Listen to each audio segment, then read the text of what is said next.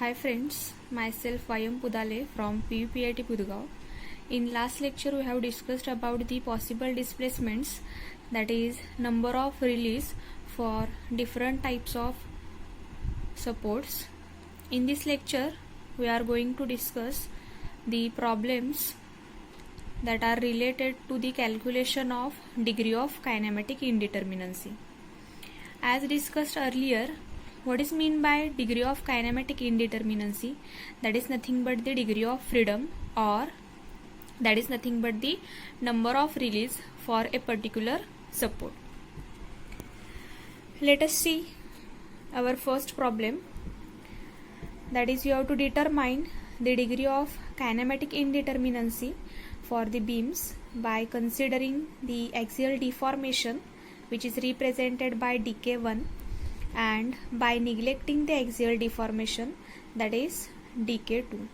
And here you have to state the unknown displacements, means you have to write down the unknown displacement, that may be horizontal displacement, vertical displacement, or rotational displacement. This is our first problem. In this first problem there are three supports. First one hinge, second and third, these are the roller supports. As discussed earlier, the number of release for the hinge, that is nothing but the movement or rotation. Hence here theta a represents the rotational displacement. Then for B and C support, these are the roller support. Hence for this roller support, number of release, that is equal to 2. One is horizontal and one is rotation. UB represents horizontal displacement at B, theta B represents rotational displacement at B. Similarly, UC and theta C. Means here the degree of kinematic indeterminacy, that is nothing but the number of release. You have to count the number of release: 1, 2, 3, 4, 5. Means that 5 represents dk1. dk1 means when we are considering the axial deformation, means UB and UC, that is nothing but the axial deformation or horizontal displacement. When we are considering these two, then the degree of kinematic indeterminacy, that is equal to 5, means your beam is extensible. Then when we are neglecting this axial deformation or horizontal displacement, the remaining number of release, these are 3: theta A, theta B and theta C.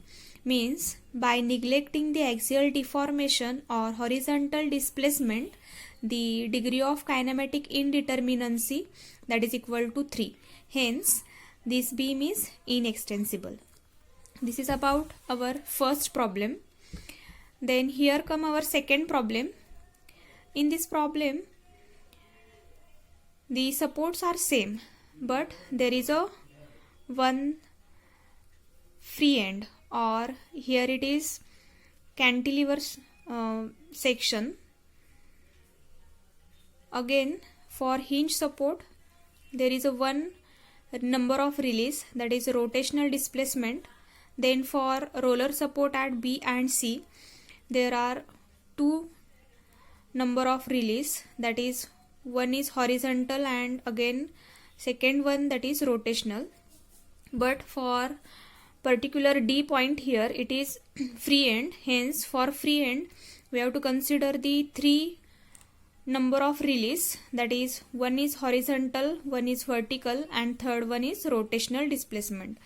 Means while calculating the degree of kinematic indeterminacy with considering the axial deformation, you have to count total number of release. That total number of release is equal to 8 for this particular beam. And when we are neglecting this axial deformation, means you have to deduct the horizontal displacements from the calculated kinematic degree of indeterminacy, that is UB, UC and UD. When we are neglecting this UC, UB and UD, then your kinematic indeterminacy is equal to 5. this dk2 is equal to phi represents the kinematic degree of indeterminacy without axial deformation. Then this is third problem. In this problem, the C support is fixed support and A and B, these are the roller support. As discussed earlier, for roller support, again you have to consider the number of release, that is equal to 2. But for fixed support, there is a resistance in horizontal vertical direction as well as for rotation. Hence number of release for this fixed support, that is equal to 0. Means here for fixed support there is a no degree of freedom. Simply you have to count the degree of freedom for A and B support. For C support, that is equal to 0. Means 2 plus 2, that is equal to 4. That represents dk1, that is nothing but the kinematic degree of indeterminacy with considering the axial deformation. When we are neglecting the axial deformation, that is horizontal displacement, that is UA and UB, then our degree of kinematic indeterminacy becomes, that is 2. That represents by dk2. Means this is without considering the axial deformation. Then here is our fourth problem. In this problem, there are 3 supports, main supports A, B and C. In between A and B, there is an internal hinge and this member is horizontal member. Means horizontal member carrying internal hinge in between that member. And in between B and C, there is a horizontal release. This is horizontal release support. Means here there are 2 conditions. First condition, that is having internal hinge, and second condition having horizontal shear release support. First you have to find out the number of release for supports, that is at A, B and C. A and C support, these are the fixed support, means there is a no release, hence the degree of freedom, that is equal to 0 here. Then B support is hinge support, means there is a rotational displacement and that is nothing but the theta B. Means for roller support there is a one number of release, that is theta B. Then see here, for this particular hinge V1, that is vertical displacement. Then for shear release support, the shear release support again divides this BC member in 2 parts. Hence left hand side part is having horizontal displacement, that is represented by U2, and right hand side part having horizontal displacement, that is represented by U3. But as a whole member, the B to C member is having one vertical displacement and one rotational displacement as discussed earlier. Hence for calculating the dk1, you have to add all the degree of freedom here. Means 0 plus 4, that is theta 1, theta 2, u1, v1. Then at B support, theta B means 1, 0 plus 4 plus 1 plus 4 plus 0, means 4 plus 1 plus 4, that is equal to 9. This 9 represents the degree of kinematic indeterminacy with considering the axial deformation.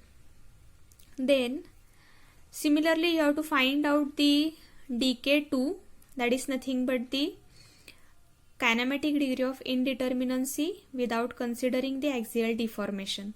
Means you have to neglect here horizontal displacements, means u1, u2 and u3. These are the 3 horizontal displacement. Deduct that 3 from 9, means you get 6 as a degree of kinematic indeterminacy for this beam without considering the axial deformation. Then next diagram shows our fifth problem.